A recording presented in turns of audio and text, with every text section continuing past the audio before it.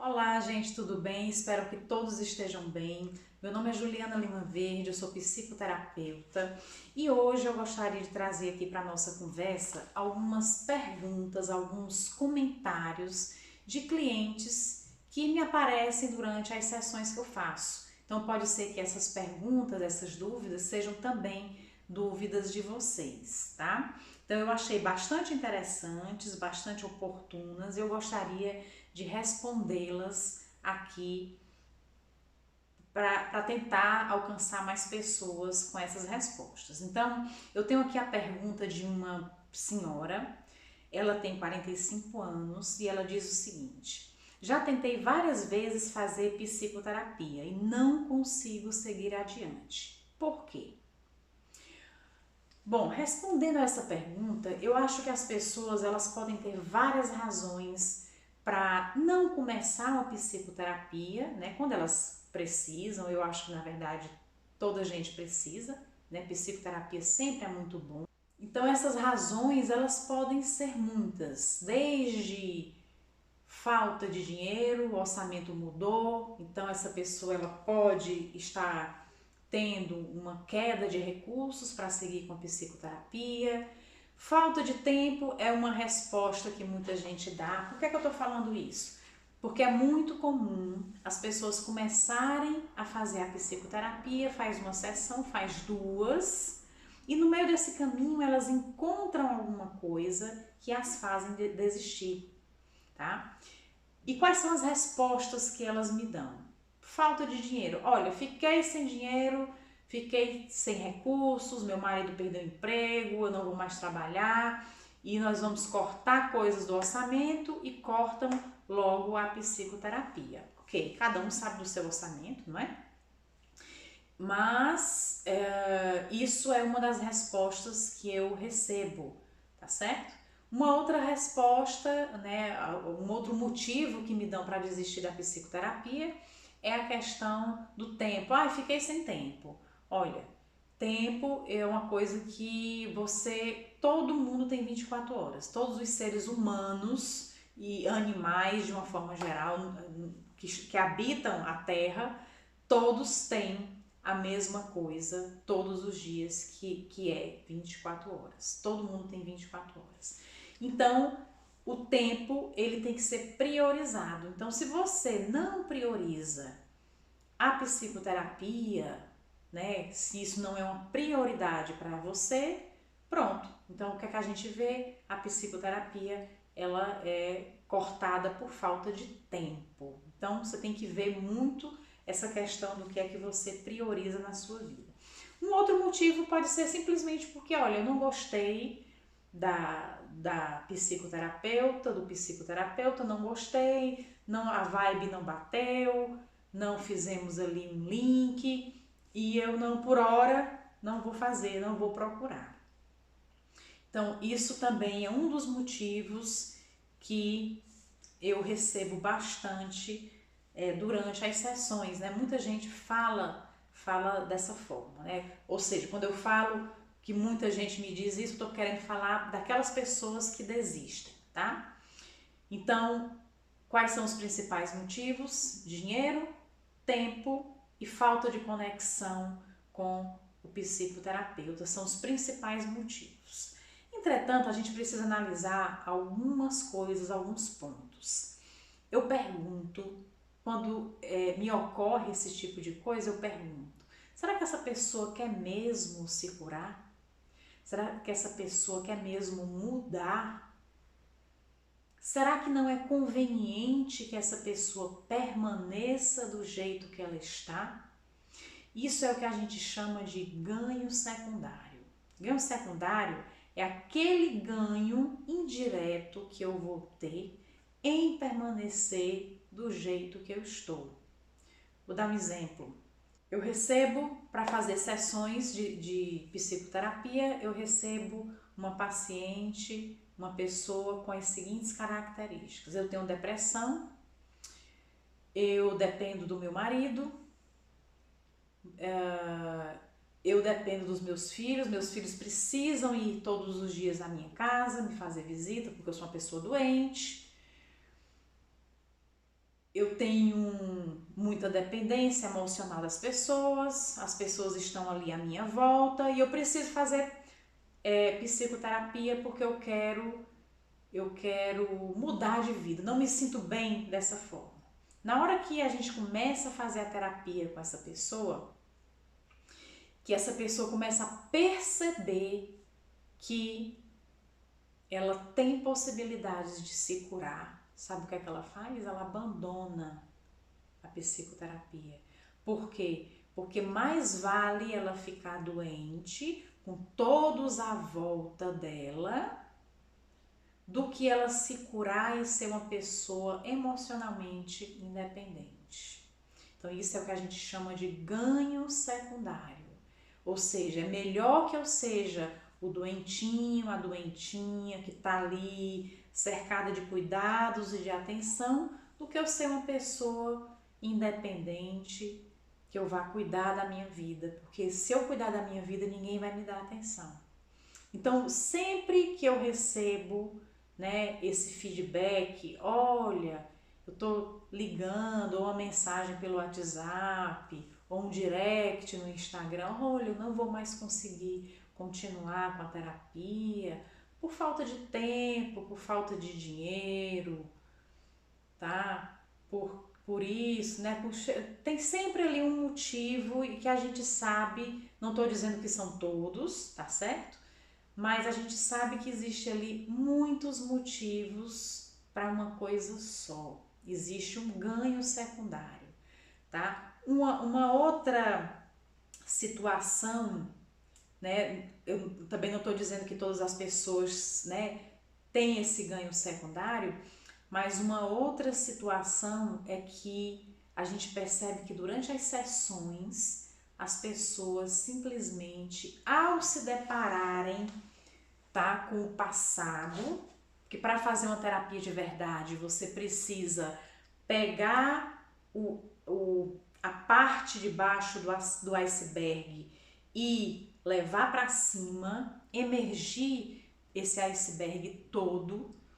Então essas pessoas, ao se depararem com esta possibilidade, elas não querem enfrentar o passado, aquilo que ocorreu.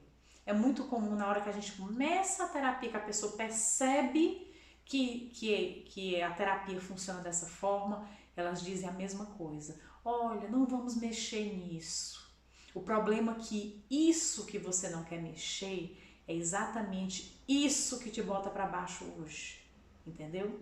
É isso que está afundando a tua vida.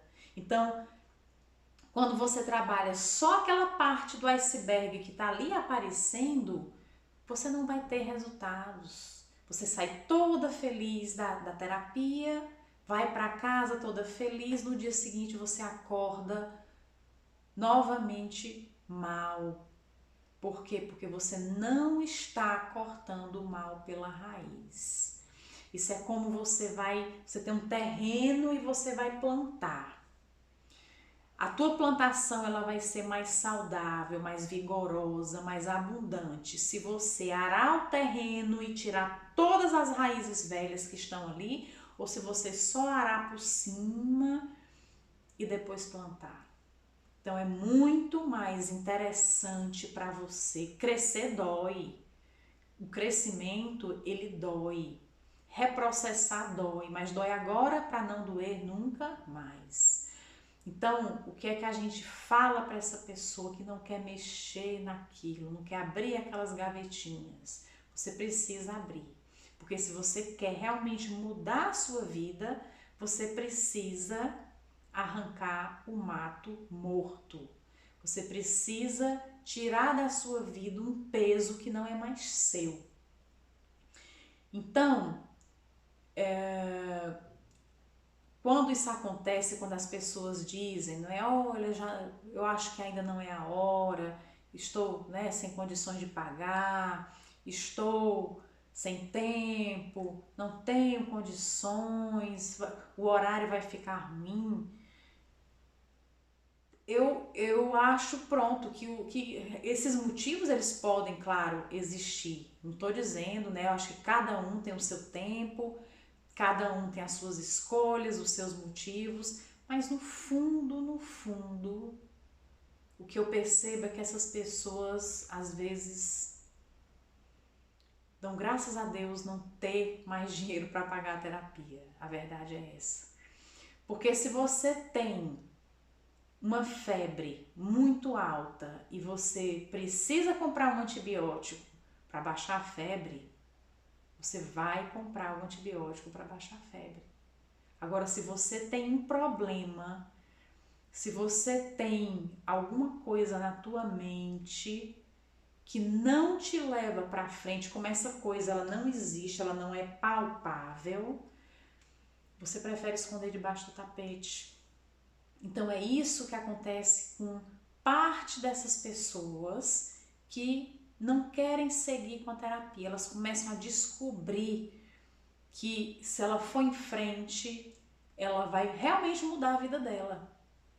E mudar pode ser que não seja, mesmo que mude para melhor, pode ser que não seja o melhor caminho.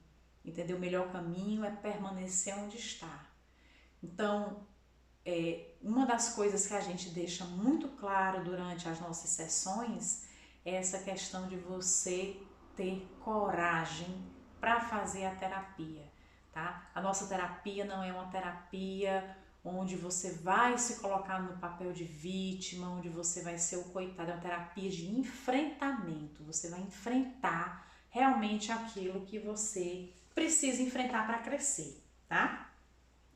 Eu tenho aqui outra pergunta que eu acho bastante interessante, que é a seguinte, é uma pergunta de uma senhora também, ela já tem 58 anos, ela diz o seguinte: eu passei por muita coisa na minha vida, a morte dos meus pais, perdi um filho e aguentei tudo da melhor maneira possível. Quando eu me divorciei, eu adotei um cão, que foi meu companheiro por muitos anos. E quando ele morreu, eu entrei em depressão e comecei a tomar muitos remédios. Por que isso me aconteceu? Por que isso não me aconteceu quando eu perdi o meu filho, por exemplo?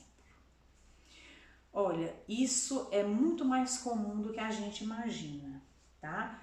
A gente não está aqui comparando a morte de um cão com a morte de um filho, né? Um dos maiores traumas, um dos maiores estresses que um ser humano pode passar na vida é perder um filho. Porque na nossa mente, né, na nossa razão, não é algo biológico, não é algo natural perder um filho. É normal que a gente morra primeiro do que o filho. Então esse é um dos maiores estresses que a gente enfrenta na vida.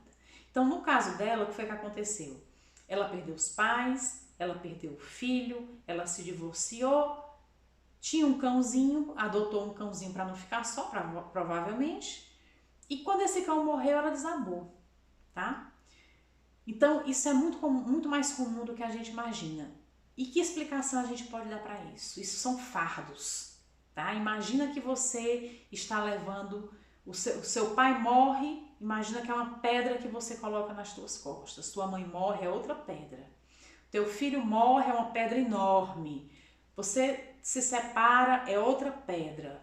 Aí você, no intuito de ter ali um alento nessa vida de carregar pedras, você adota um cão.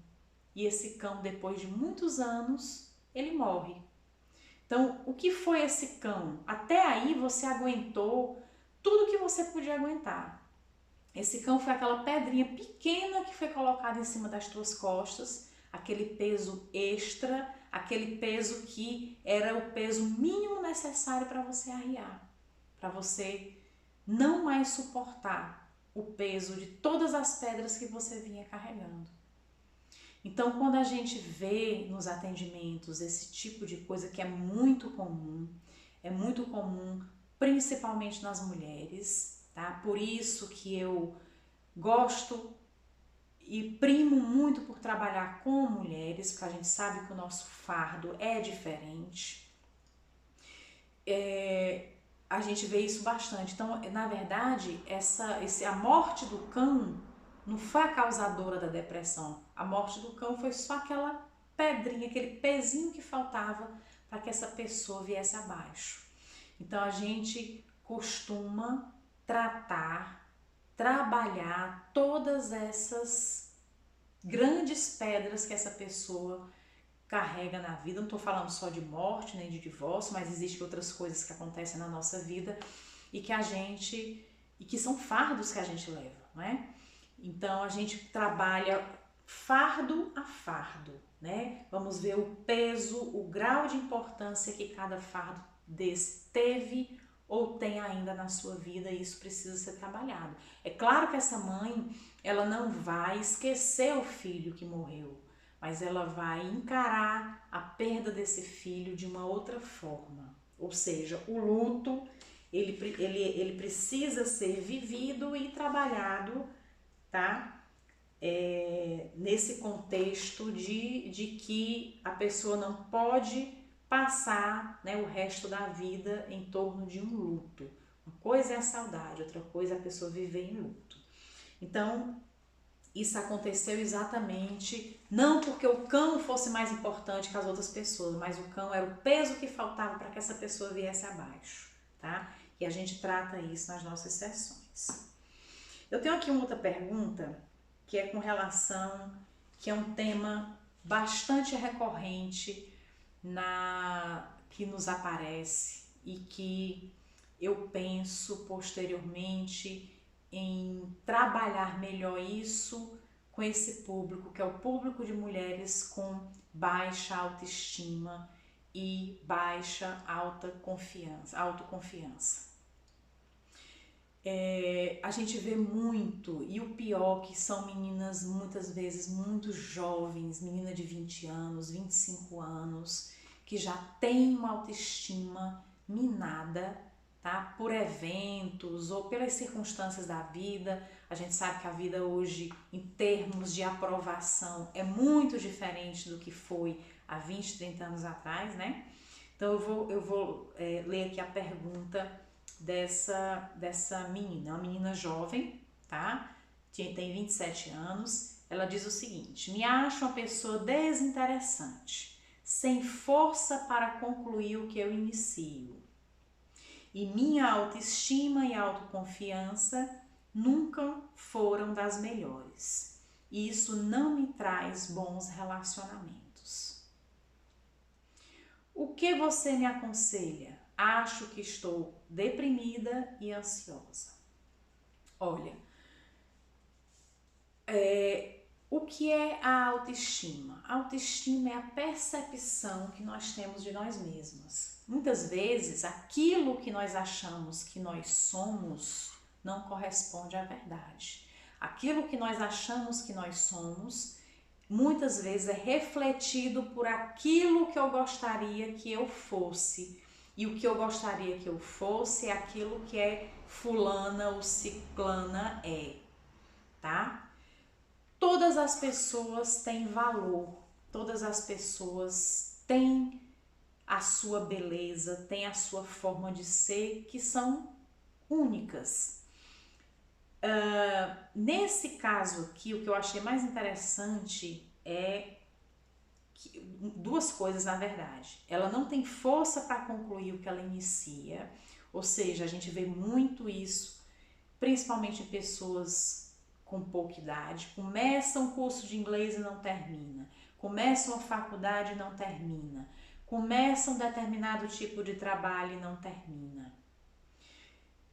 É aquela coisa do eu clico, eu tenho, eu carrego aqui, eu tenho, do imediatismo, né?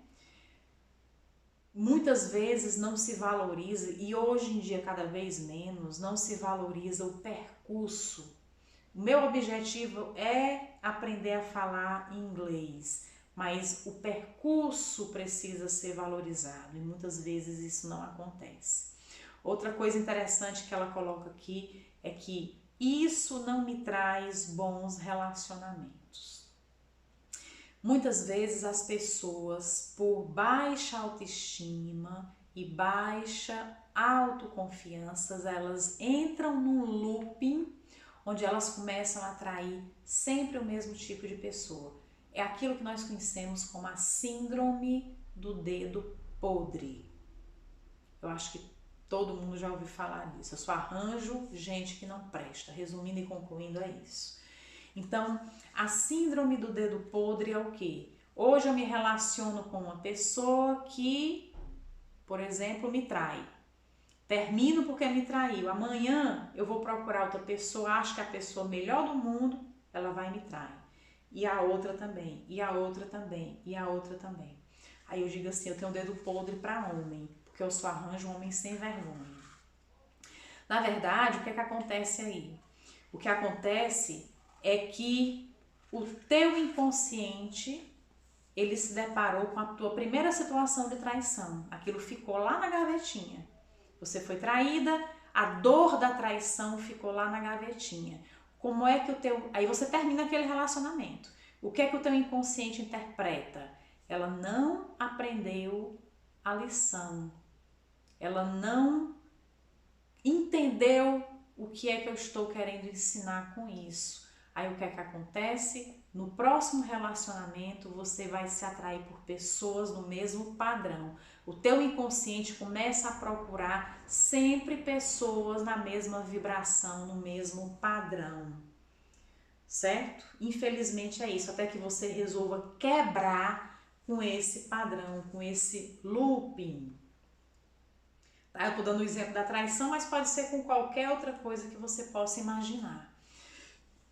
E uma coisa que quebra o looping, né? Você pode estar se perguntando, ok, eu fui traída e pronto, qual foi a lição que eu aprendi, que eu tive que aprender nisso? O que é que eu tenho que fazer para quebrar esse ciclo vicioso?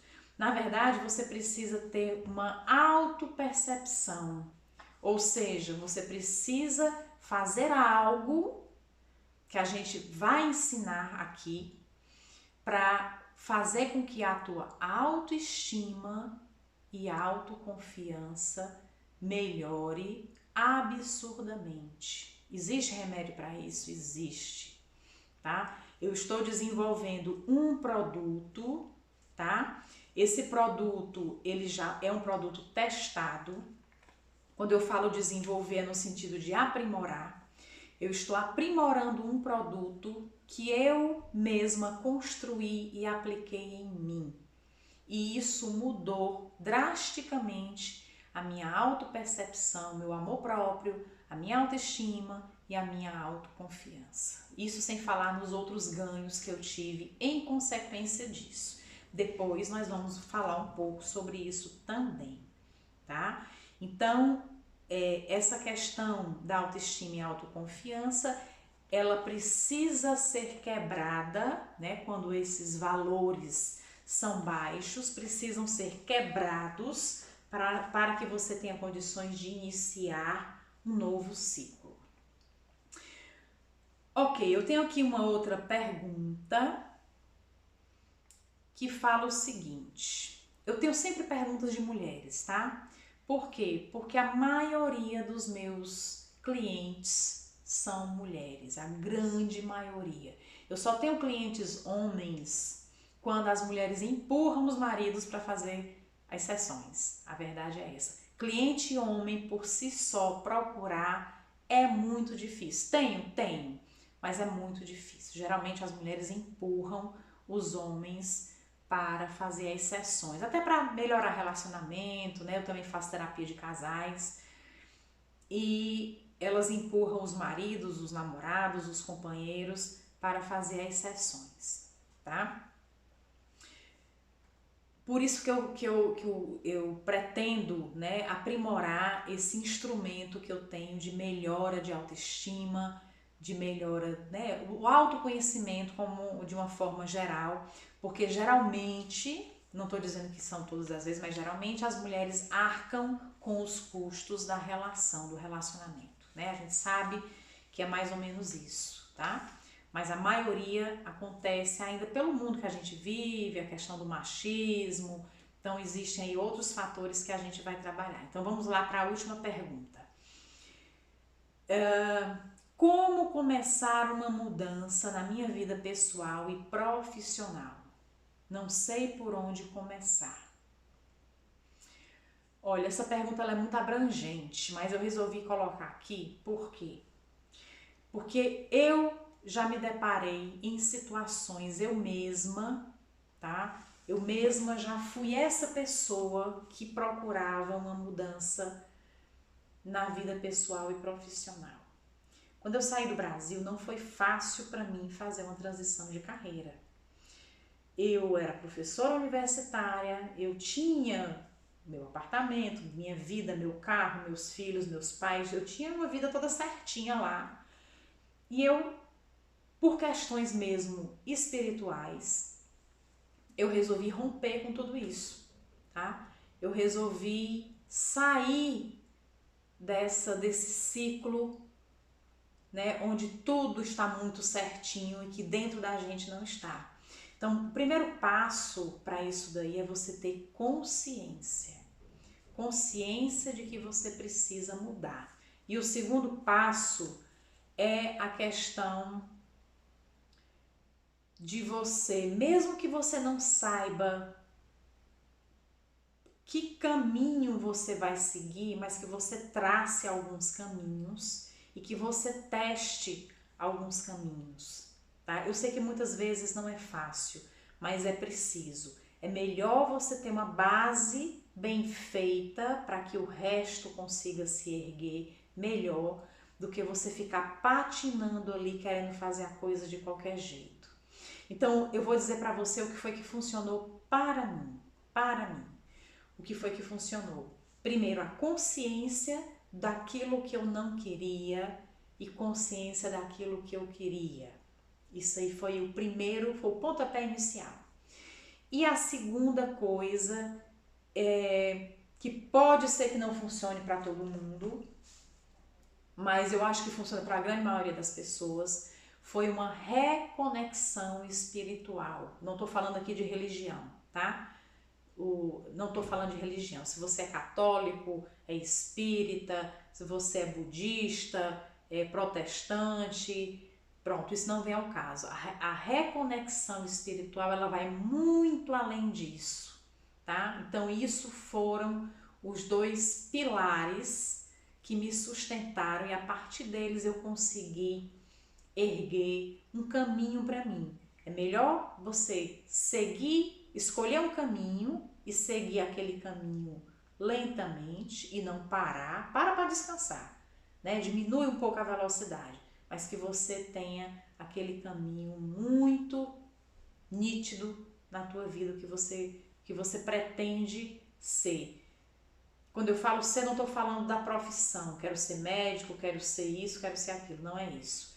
Mas aquilo, você escolher aquilo que você não quer e por exclusão, você escolher aquilo que você quer. Todas as pessoas, eu acredito muito nisso, têm uma missão.